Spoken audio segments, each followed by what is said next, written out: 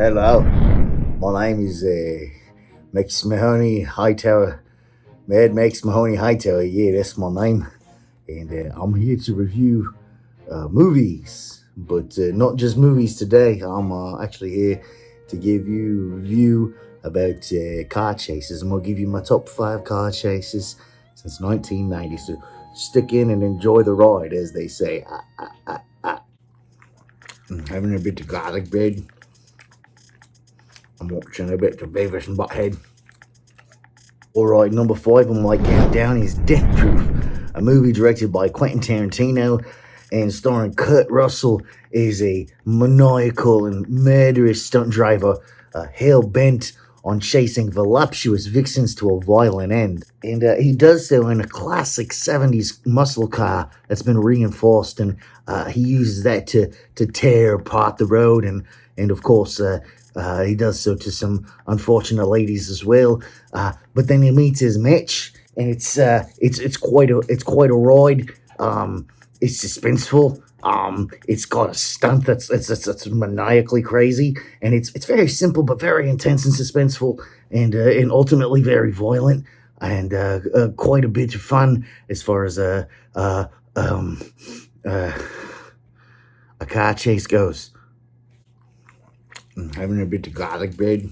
Number 4 on the list, The Matrix Reloaded. This is a complex, clean, smooth car chase that plays out like a well-structured techno song. It actually reminds me of antelope scurrying across the Ganges while crocodile nip at their feet.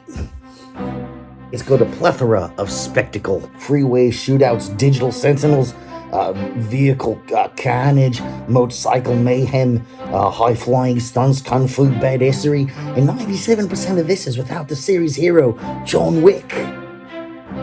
I'll give it 2 buckets of popcorn and a cherry coke. If The Matrix Reloaded is a techno song, then the next one on my list is a rock and roll song, no pun intended. Number 3, The Rock. Nick Cage, Sean Connery, Ferrari, Hummer, the hill-crested streets of San Francisco, plenty of mayhem and carnage and explosions, and even wheelchairs getting run over and parking meters getting smashed, and Nicolas Cage doing all sorts of crazy stuff, and Sean Connery, just being Sean Connery, he says yash. I mean, and then there's even a trolley in that blows up, and it's a relatively short sequence, but in about 5 minutes it gets the job done like a Saturday night special. Number 2 on the list, Terminator 2 Judgment Day. It's actually a compilation of 2 car chases. But the interesting thing about these car chases is if you watch them close enough, the first one essentially evolves into the second one by virtue of more people and more cars and more explosions, but they're very similar in terms of their structure. I mean, I don't know that the car chases could be too much different than one another, but you can see that the second car chase in the first term is like steroids on the first one. I messed that up, but you know what I meant. Both sequences have their fair share of suspense and action and crazy vile stunts, and this was all done prior to the time of the primary use of CG. In fact, this movie sort of pioneered the use of much CG that would come in the years following.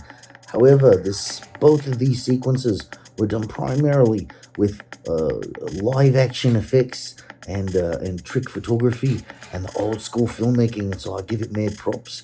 And also ends with a fantastic signature line, "Hasta la vista, Eddie." I made that last part up. I hope you like it. Last but not least, actually technically it's first, but that's why you save the best for last. And it's the car chase, Mad Max Fury Road. Can you say you're shocked? Am I a bit biased? Yes, I am. I'm a bit biased. I'm gonna admit it. The entire movie is the best car chase I've ever seen. About 60% of what you see on film is cars chasing other cars. All sorts of madness. Guys on poles flipping back and forth. A dude with a guitar and giant speakers. Max in between all the action. Oh, it's madness, I tell you. And it's true fun. If you like car chases, from the standpoint of any standpoint, because it's a car chase, then you'll like Mad Max Fury Road. Because even though it's primarily car chases, it still is able to build a story with meaning and depth and characters who have stuff. Anyway, I highly recommend it. I hope you watch it. I hope you like my reviews. And if you don't, I can't say whatever, because I'm a professional, and I'm on day 30 of being inside the house. But I'm not being outside the house all the time, but still, I'm getting a little buggy, and I miss everybody. I hope you're all doing well, and I'll see you on the mountains, or in the grocery stores, maybe, or at the drive-through, because they're the only places that people can go right now.